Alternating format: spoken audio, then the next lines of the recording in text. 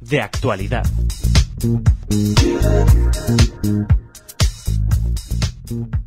Albert Sabanoglu, de nuevo en Radio Sefarad, bienvenido. Hola, gracias, Raquel. Pues es un placer tenerte aquí de nuevo. Algunos de nuestros oyentes, y espero que muchos, recordarán otras ocasiones en las que te hemos tenido en la radio este sefardí, nacido en Turquía, pero que hace muchos años que vive en España. No sé cuántos, Albert. Bueno, ya más de 20 años, pero ya he dejado de contar. Bueno, hablando de contar, te hemos invitado para que nos cuentes, para que nos hables de una iniciativa muy interesante que ha nacido recientemente en Turquía, una página web de denuncia y de lucha contra el antisemitismo, ¿no? No, en realidad no es solo eso, pero sí incluye buena parte de eso también. Pero es una página web que se llama Hablaremos, en judeo-español, con Z al final, y que se ocupa más o menos de asuntos judíos, pero de una perspectiva que no se ha hecho hasta ahora en Turquía. Es decir, se da historias, ve la historia judía en Turquía de una forma no oficial, intenta contar las historias del pasado que no se contaban hasta ahora. Por ejemplo, se ocupa también de la situación actual de los judíos, pero una vez más de forma no oficial, la historia verdadera, si quieres, o más informal. Y luego también tiene una parte de lucha contra el antisemitismo. Sí. ¿Quién está detrás de este proyecto? Bueno, los que lo llevan son 4 o 5 jóvenes, jóvenes y no tanto, relativamente jóvenes. Bueno, ahora hablo comparándome. Y diría que 4 o 5 personas, de los cuales como 3 no son judíos. Pero es gente que se ha dedicado a la lucha contra el antisemitismo, a asuntos judíos, y están muy activos en eso ahora mismo. Y luego hay algunos escritores judíos también que participan, y otra gente que puntualmente, yo te digo que los 5 o 6 personas que están siempre ahí, casi la mitad o más no son judíos, pero es gente que se ha dedicado a este tema y sabe mucho y está muy activo. Sí. ¿Qué nombres destacarías? Nos has hablado de escritores judíos. No sé si todos han sido traducidos al español, pero... No. Yo dudo que algunos sea traducido al español, pero son gente bastante conocida en Turquía.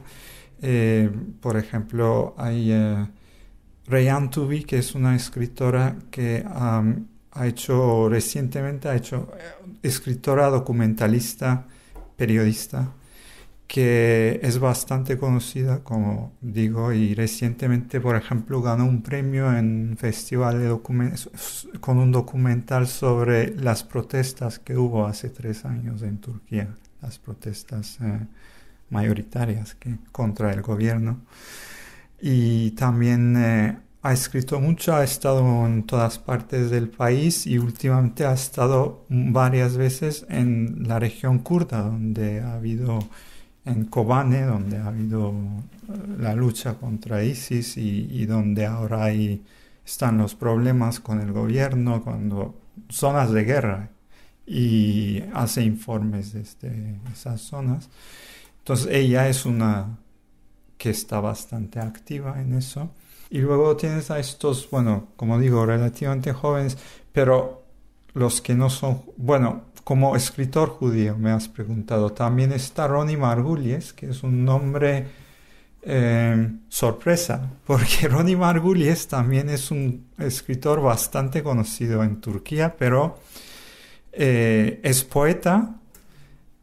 También tiene algún libro de ensayo, pero hasta hace poco es marxista, es activo en la política, está en un partido marxista de izquierdas, y también hasta hace poco era conocido por sus pensamientos muy, muy anti-Israel.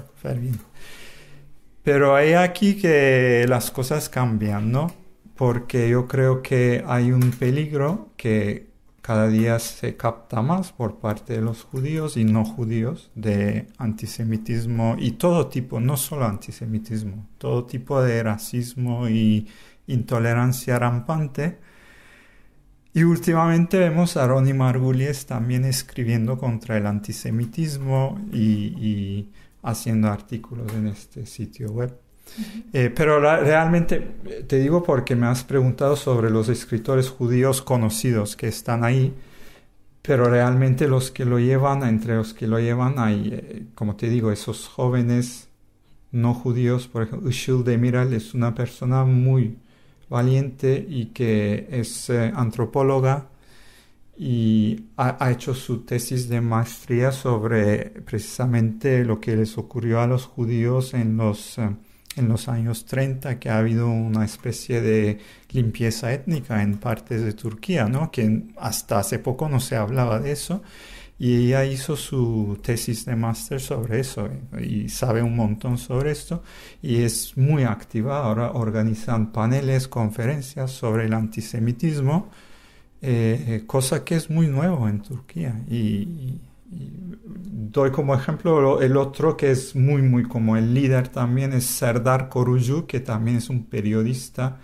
relativamente joven y que también ha escrito mucho sobre asuntos judíos, pero estos hacen trabajo de historia, van a cosas que han ocurrido a los judíos en la historia reciente, bueno, relativamente en la República. Un poco arqueólogos, ¿no? Sí, y lo historia. sacan, cosas que hasta hace poco eran tabú, no sé, o sea, la versión oficial del gobierno turco y también de la comunidad turca era: nosotros siempre hemos vivido bien aquí, nos han acogido hace 500 años, no hay ningún problema. Y bueno, ahora esa gente saca a luz cosas que uno sabe de hablar con sus abuelos, de sus bisabuelos, pero ahora hacen investigación más rigurosa y sacan a luz episodios de la historia de Turquía que no son nada favorables a los judíos. Entonces, Albert, con el gobierno turco hemos topado, ¿no? Vamos a hablar de cómo se ha recibido por las autoridades políticas esta iniciativa y cuál es la situación actual de los judíos en Turquía. A ver, tu primera pregunta no sabría cómo contestarla, pero puedo contestar indirectamente. Si les molestaba realmente, la cerrarían. O sea, tienen medios o la molestarían. De momento supongo que no es suficientemente popular o no sé, no ha hecho algo realmente que molestara al gobierno y de todas formas tampoco quiero ser injusto totalmente con el gobierno. O sea, el gobierno hace todo lo que puede para molestar, para cerrar sitios web que no le gustan, pero hay muchos que siguen funcionando. O sea, no es algo blanco y negro. No estamos en una dictadura total, ¿no? ¿No hay una censura como puede existir, por ejemplo, en Marruecos? No lo sé, no sé la situación en Marruecos, pero un sitio web que no es muy popular, digamos, que no es muy mainstream, que no moleste mucho, bueno, sigue ahí. O sea, en el momento que diga algo directamente sobre Erdogan, ahí sí que pueden interferir, pero ahora no. Son prudentes e inteligentes, ¿no? En ese sentido, me imagino. Sí, tampoco es su propósito, no es entrar directamente en la política de Turquía ahora mismo, es más bien lo que te conté. Eso es una cosa de historia, de sacar a luz los hechos y enfrentarse con la historia, y también hay una parte de lucha corriente contra el antisemitismo, lo que hacíamos nosotros con Gesher, o sea, ir y ver cómo en un país que todo el mundo se declara todo el tiempo que no hay antisemitismo, cómo hay antisemitismo por parte de algunos medios, por parte de gente que ni siquiera darse cuenta pronuncia, o sea, oficiales o gente pública que pronuncia algunas cosas que son antisemitas y ni siquiera se da cuenta porque O sea, que las manifestaciones, ¿cómo se manifiesta el antisemitismo ahora mismo en Turquía? ¿En expresiones, como nos comentabas?